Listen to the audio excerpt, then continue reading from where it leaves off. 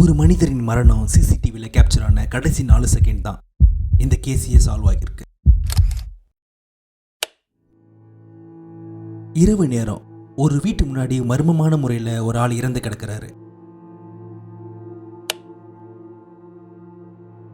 காயம் இல்லை, உடம்புல ஃபோர்ஸான மார்க்கம் எங்கும் இல்லை.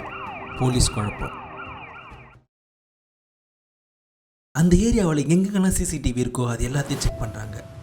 ஒரே ஒரு கேமரா மட்டும் தான் அந்த ஸ்பாட்டை கவர் பண்ணியிருக்கு.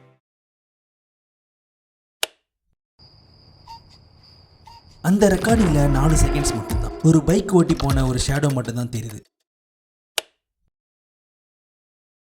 அதுதான் ட்விஸ்ட்.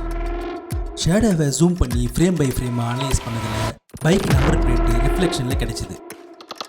அதுதான் அந்த குற்றவாளி இன்னும் கண்டுபிடிக்கப்பட்டது. சில நேரம் 1 செகண்ட் கூட கிரைமில் கோல்டு வேல்யூ இருக்குது.